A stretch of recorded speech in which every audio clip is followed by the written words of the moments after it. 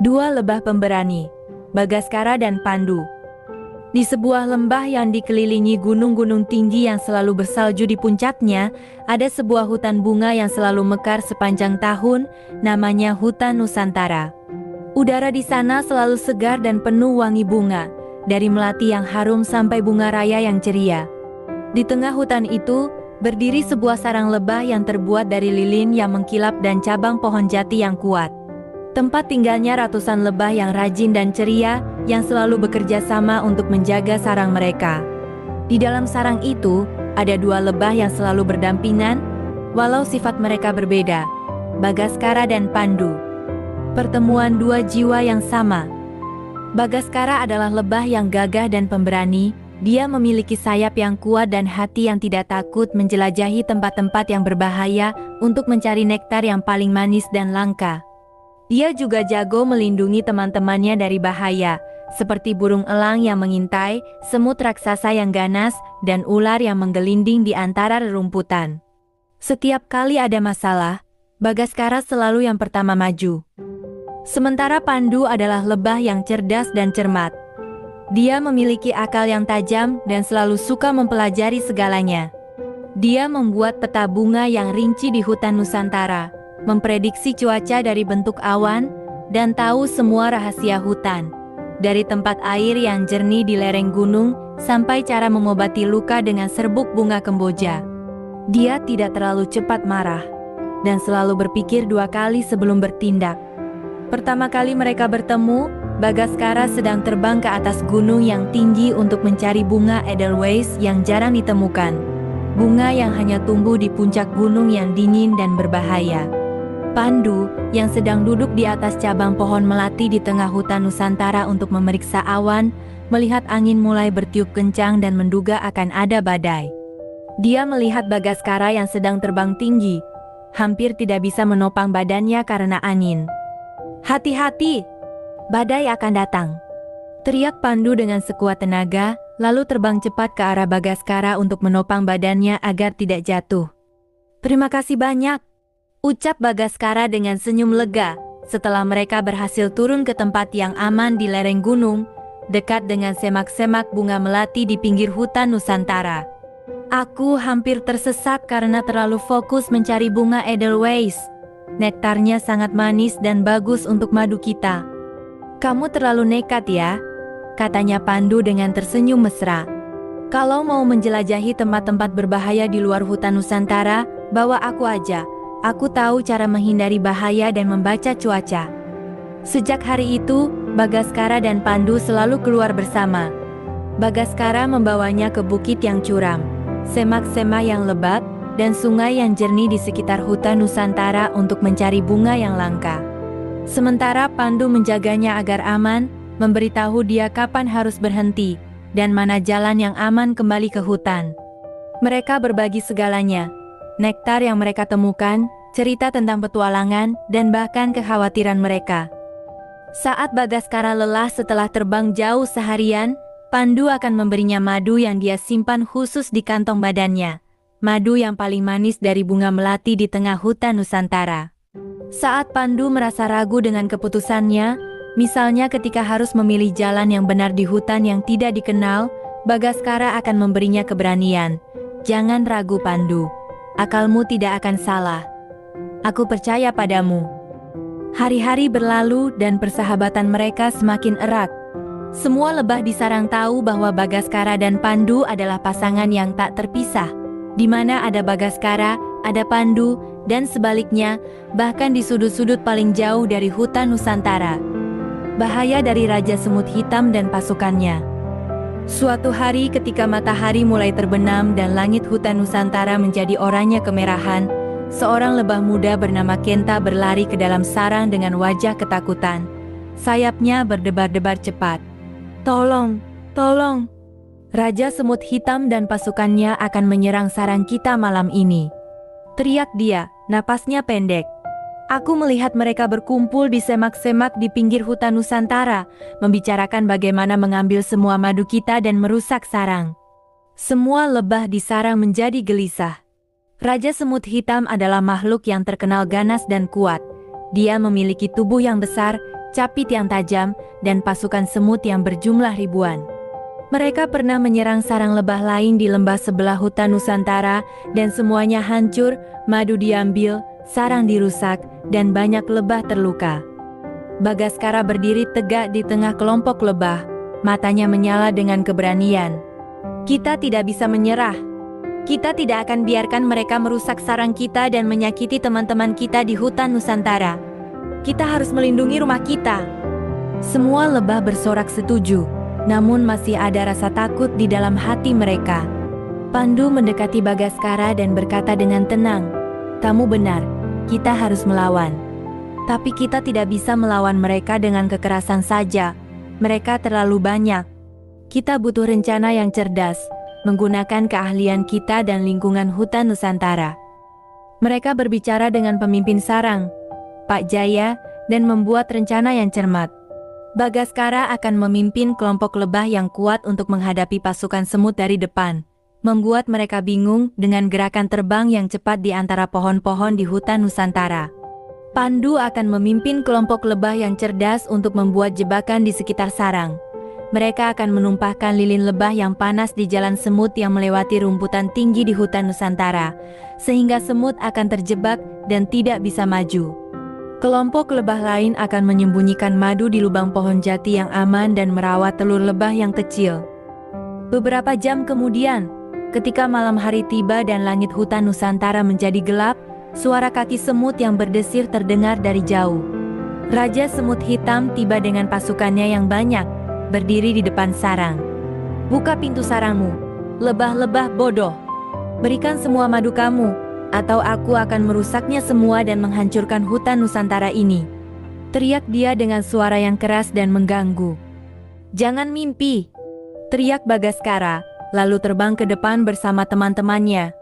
Mereka terbang cepat di sekitar semut, terbang ke atas cabang pohon, ke bawah rerumputan dan ke samping, membuat semut bingung dan tidak bisa menembak capit mereka.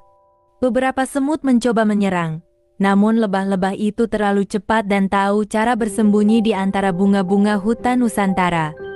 Sementara itu Pandu dan kelompoknya sedang sibuk membuat jebakan. Mereka memanaskan lilin lebah di dalam sarang, lalu menumpahkannya di jalan yang akan dilewati semut. Jalan yang penuh dengan rumputan yang kaku di hutan Nusantara. Lilin yang panas membuat tanah menjadi licin dan panas, sehingga banyak semut terjatuh dan terjebak. Mereka tidak bisa maju lagi. Raja Semut Hitam marah besar ketika melihat pasukannya terjebak.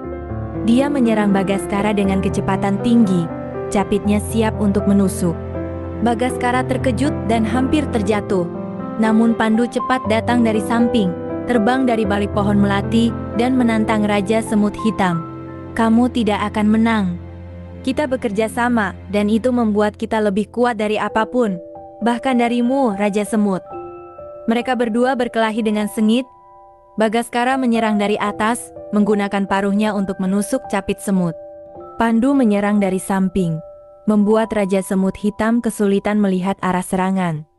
Akhirnya setelah bertarung selama beberapa menit, Raja Semut Hitam merasa kewalahan dan lelah. Dia memerintahkan pasukannya untuk mundur, dan mereka lari ke semak-semak di pinggir hutan Nusantara dengan cepat. Semua lebah di sarang bersorak gembira, memeluk Bagaskara dan Pandu. "Kalian benar-benar pemberani. Tanpa kalian, kita semua akan hancur dan hutan Nusantara akan terancam," ucap Pak Jaya dengan senyum bangga. Bagaskara dan Pandu saling melihat, lalu tersenyum. Mereka tahu bahwa mereka bisa mengatasi apapun selama bersama, dimanapun di hutan Nusantara. Petualangan ke Danau Bunga Mawar yang jauh.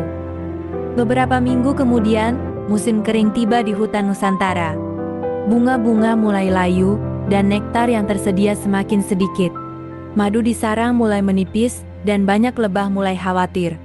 "Kalau begini, kita akan kelaparan saat musim dingin datang dan bunga di hutan Nusantara semua layu," ucap salah satu lebah tua bernama Mbah Siti.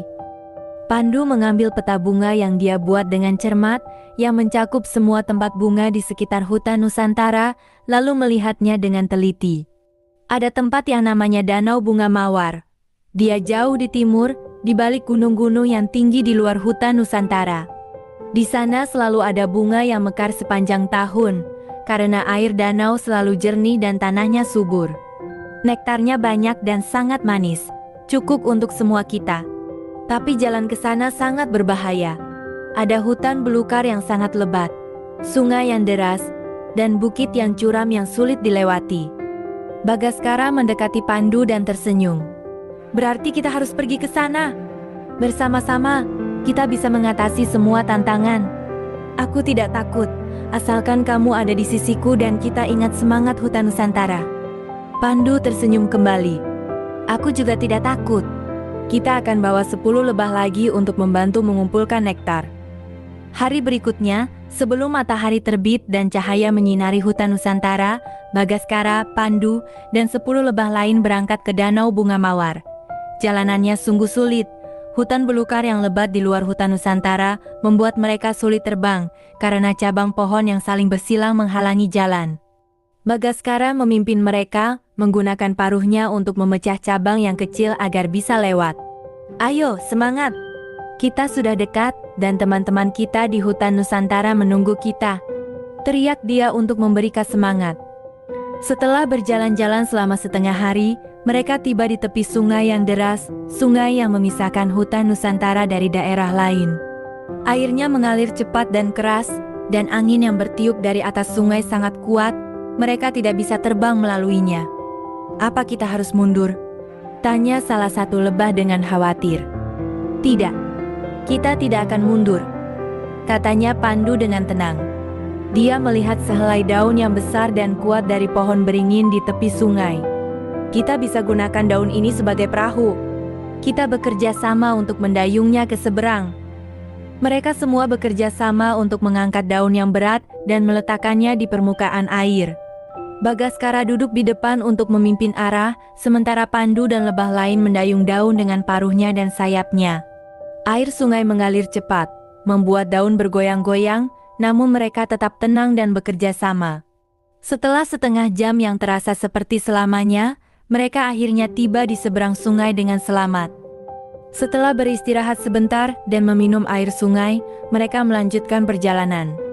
Mereka harus menaiki bukit yang curam, di mana angin bertiup kencang dan tanahnya licin. Bagaskara membantu lebah-lebah yang lemah, menopang mereka agar tidak terjatuh. Pandu memberikan tahu cara menaiki bukit dengan aman, mengarahkan mereka ke jalan yang kurang curam. Setelah berjalan-jalan lagi selama sehari penuh, ketika matahari mulai terbenam dan langit menjadi ungu kemerahan, mereka melihat pemandangan yang menakjubkan.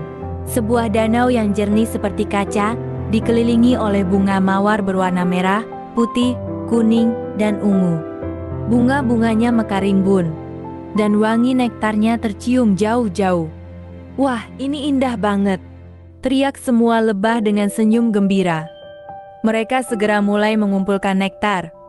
Bagaskara mengambil nektar dari bunga mawar yang tinggi, sementara Pandu mengambil nektar dari bunga yang tumbuh di dekat danau. Dalam sehari, mereka sudah mengumpulkan cukup nektar untuk semua lebah di sarang, bahkan lebih. Mereka menyimpan nektar di kantong badannya yang besar, dan merasa senang karena bisa membantu teman-teman mereka di hutan Nusantara. Menemui teman baru di hutan awan. Pada hari ketiga di Danau Bunga Mawar, saat mereka sedang mengumpulkan nektar, seorang burung elang yang besar terbang turun dan hinggap di dekat mereka. Semua lebah ketakutan dan bersembunyi di balik bunga mawar. Mereka ingat bahaya burung elang di hutan Nusantara. Namun, burung elang itu tidak menyerang. Sebaliknya, dia tersenyum dan berkata dengan suara yang lembut, "Jangan takut. Aku tidak akan menyakiti kalian. Nama aku Garuda, dan aku tinggal di hutan awan yang ada di atas gunung di depan sana." Bagaskara berani keluar dari sembunyiannya. "Kamu benar-benar tidak akan menyakiti kita?" tanya dia dengan waspada. "Benar," jawab Garuda. "Aku melihat kalian bekerja sama untuk mengumpulkan nektar, dan aku terkesan dengan keberanian kalian. Aku ingin memberitahu kalian bahwa jalan pulang ke hutan Nusantara akan ada badai besar besok. Kalian tidak akan bisa terbang melaluinya. Kalian bisa tinggal di hutan awanku sampai badai berlalu." Pandu mendekati Garuda dan tersenyum. "Terima kasih banyak atas pertolonganmu. Kamu benar-benar baik." Selama tinggal di hutan awan, Garuda memperkenalkan mereka ke teman-temannya, sekelompok burung merpati yang ceria dan sepasang kera yang lucu. Mereka berbagi makanan dan cerita. Garuda memberitahu mereka tentang dunia di atas awan, sedangkan Bagaskara dan Pandu memberitahu tentang keindahan hutan Nusantara dan persahabatan mereka. Garuda juga membantu mereka membawa nektar yang mereka kumpulkan ke hutan awan, agar lebih aman dari hujan. Setelah badai berlalu, Garuda menawarkan untuk membawakan mereka pulang ke hutan Nusantara. Aku bisa membawa semua kalian dan nektarnya di punggungku. Jalanan akan lebih cepat dan aman. Mereka menerima tawaran Garuda dengan senyum. Mereka naik ke punggung Garuda, dan Garuda terbang ke atas awan. Dari atas, mereka bisa melihat pemandangan hutan Nusantara yang indah, hutan yang penuh bunga, gunung yang bersalju, dan sungai yang jernih. Wah, hutan Nusantara benar-benar indah, teriak Garuda. Ketika mereka tiba di sarang, semua lebah di hutan Nusantara bersorak gembira dan menyambut mereka dengan senyum. Mereka membagikan nektar yang mereka kumpulkan, dan semua lebah senang karena tidak akan kelaparan lagi. Pak Jaya mendekati Bagaskara, Pandu, dan Garuda dan berkata, "Kalian semua pemberani dan baik hati. Hutan Nusantara lebih aman dan bahagia karena ada kalian."